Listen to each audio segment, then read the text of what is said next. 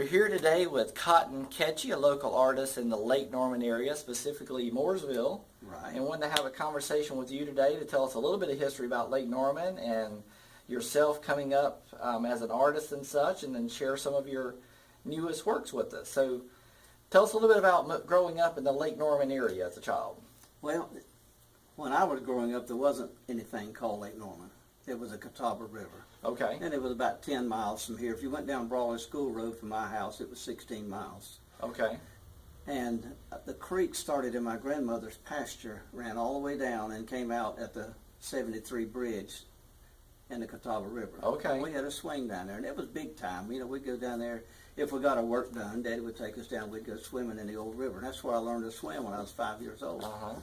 And we had a 60-foot drag seine co-owned by several families. And we would take about 10, 15 of us and seine the Catawba River. And explain the drag seine. What does that do? The drag seine. Well, you had chains on the bottom of it, and it was 60 feet wide, and you had staffs hooked on the side of it. Yeah. And we took it down, and with those chains kept the seine dragging the bottom, and we would go down the And it the takes river. a lot of power to It pull takes a a seine. lot of power, Yeah. some strong men to pull it. And Right. then when we got down after we'd seine a big hole, they would bring the staffs together, and then we would dive down and grab the chains together and pull them up, and it'd be full of catfish. Oh, okay. Yeah. All right. It was fun. So, and it's still Lake Norman today is known for some catfishing. They have some big catfish in there today. Yeah. Yeah. It was something else in those days. We loved that old river. So what time period did the river actually get turned into a lake?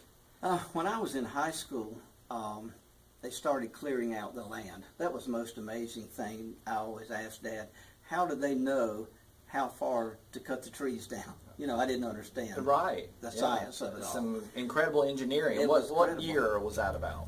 Probably around 1960 Okay. that they started that. Mhm. I graduated in 1962, and that's when the lake started really filling up. And we would go hunt arrowheads where they had cleared off the land Uh-huh. and go through a lot of old houses that Duke Power had bought, you know, before they tore them down, just to see what we could find. It was fun. Right. But then the lake came up, everything changed, you know, and there were people who had lake lots and signs. I remember on Highway 16, there were farmers out there with signs. They were holding them up, say, lake lots, $1,000. Okay. You know, and Yeah. you could lease them for $100 a year, Right. stuff like that. But we Yeah. didn't have any money, so that left us out. Right. And how far have we come? Lake lots were $1,000 or $2,000 back then. Yeah. If you'd only known. Some of them are 600,000 now for a lot. Right. So if you'd only known as a teenager growing up and coming out of high school just to put all your money in lake lots, you'd been a Right. millionaire by now. Well, I worked in the city grocery and market out here on Main Street for a while, and I had a chance. The man offered to sell me a lake lot for $500, Uh-huh. and I paid a little on it, got it $60 finally paid on it. And I just couldn't come up with any more money, so I let somebody else give me my $60 back, and they took over the lot. And they got the lake lot. They got the lake lot. So you're an artist, not necessarily a financier or a... Definitely not a financier. So talk to us a little bit about, you became an artist at some point. That became a passion for you. Yeah, I worked at Belk's department store, which was across the street from my gallery now. I worked there 13 years. And I took up painting to supplement my income. I'd always drawn when I was in school. I loved to draw. And the teacher told me, you need to learn a trade if you're going to make a living. Okay. And I worked for Belk's department store for 13 years. And took up painting while I worked at Belk's, and just kind of to supplement my income. And what type of painting do you do now? Like, what is your chosen... Transparent watercolor. Okay. And then we have those made into G-clay prints and offset lithographs. Okay. And we're doing G-clay prints of my photography now and reproducing those on canvas. Okay. And they have done real well. And you traveled all over doing photography as well, correct? Yeah, we've driven to 48 states and 7 provinces of Canada, and I plan people trips all over the United States. I enjoy doing that, so I can go with them vicariously through their... Right. I give them my phone number to call me when they get there so I can enjoy it. Right. That's awesome. So you're an artist, a Right. watercolor artist, but you're also, you publish. So talk to us a little bit about the books. Yeah, the first book I wrote, I always told jokes and interesting little stories and anecdotes, and people said, you should write some of those down. So I did, and my first book was called Memories of a Country Boy, and it's about growing up around here in the early 50s as a child. Okay. We lived in the country north of Mooresville, about 3 miles, and At that time, we thought we were so far in the country we had to go toward town to hunt, and we actually did. Okay. We actually did, and that was such a success. They wanted me to write another one. The customers did, so I wrote one called Country Boy's Education. Oh, okay. And these were things I learned growing up, and a lot of things I shouldn't have, and some things I wished I hadn't, and some things I wished I'd have forgotten. Mm-hmm. But they all came out in this. My mother used to take pictures of everything, and after she passed away, I would go through all these old photographs, and it would pique my memory. I said, gosh, I could write about that. Yeah. You know, and that's how that came about. And then somebody said, why don't you write a novel?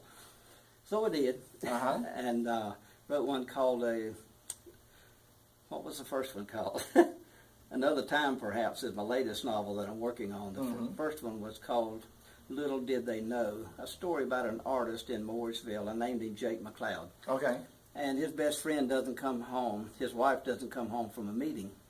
So he, in turn, helps trying to locate his wife and 3 missing women. And they get involved with the moonshiner and go to the mountains of North Carolina. It all has a happy ending. And my customers loved the characters so much, they insisted that I write another book about using the same characters. So you didn't really plan a trilogy or anything? No, when I you were did not starting when it. I started. And I was just going to stop at one novel, but my customers demanded that I keep those characters alive. They loved them. All right. So my second novel, called Trouble in Love Valley, it's the same characters about 4 or 5 years later. All right. And I kept them alive. And they wanted me to write another one, so the other one I've written is called Another Time, Perhaps. Right. And that's the one being edited. And Love Valley really is a place in this area. North of Statesville. And what's unique about Love Valley? There's no automobiles allowed on the main street of Love Valley. It's just horses. Right. And it's actually It's set up like so that you today. can't drive downtown. No, you can't drive downtown. And it's like that today. Still like that. Yeah, very interesting And I place. included some of my friends in the book, even though it's fiction. Okay. Andy Barker, who founded the town, he's deceased now, but he plays himself in the book. And Charlie and Beth Nance, my good friends, they play themselves in the book. Okay, He's a all right. rodeo clown officially, and that's what he did. They since moved away. And then the children's book I finally came out with called Perfect Christmas Eve. And this will be out in late October. And this was the one that came from the poem that you wrote That came years from ago. the poem, and I found somebody that could illustrate it, you know, whimsically and stuff. excellent. And it just came out really well. The publisher they just said they loved it. So I'm hoping that's going to do good. And we'll have those for sale here at the gallery, and it'll be in stores all around too. That's fantastic. Well, tell us a little bit more about the art. Like, are there places that your art is displayed that you're proud of now? Are there people that have bought art from you that...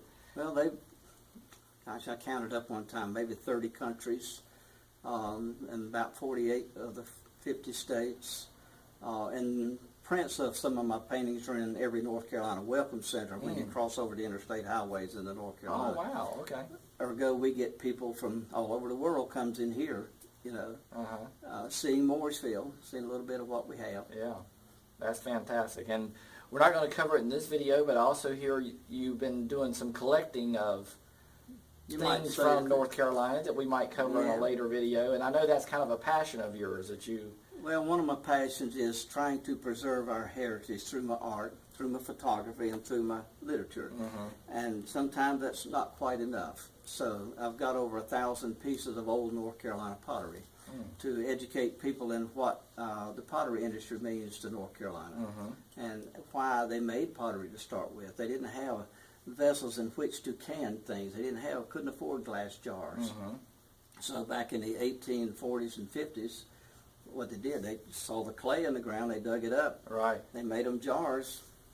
You know, they made cream risers to take to the spring house. Right. They made urns and butter churns. Yeah. All that stuff. They handmade it just out of the ground. And that's something unique to our area, that red clay that we have. That Right. Not so good for crops, but fantastic for things like that. Well, and the same thing down east. Inventions are born out of necessity. And people were hungry at the Outer Banks in rural eastern North Carolina, and they saw ducks flying overhead. They couldn't shoot them. So one guy decided sometime 100 years ago or more, why don't I make one that looks like one and set him out in the water and start making sounds like a duck and see if they'll come down. Well, lo and behold, that's what happened, and the cottage industry of decoy carving was born. Oh, interesting. And it was, there again, born out of necessity. Yeah. Cotton, we could sit here all day and chat, And I would absolutely love that. But how can people get a hold of you? How do they see your work? How do they find you online? Where do they find you in town? Yeah, I have a website. It's www.landmark-galleries.com. Okay. In lowercase. And my number here is 704-664-4122. And they can catch me on Facebook. I got over 400 albums of photographs on Facebook. Awesome. And they can read my post every morning. I have several thousand followers that wait for me to get up and do that. And is that under your personal name, the Facebook well, page? I have 3 accounts that cut your friends off at 5,000. Yeah, that's right. So that's where the majority of them are. But Okay. I have one Cotton Ketchie's Landmark Galleries and one of them Cotton Ketchie Artist. Okay, very good. And then where's your studio? It's at 212 North Main Street in downtown Mooresville, directly across from the Citizen Center. Very good. Yeah, we're here 9 to 5, 6 days a week. Cotton, I appreciate your time Thank you today. so much. We appreciate you coming in. Have a great week. Thank you. You too.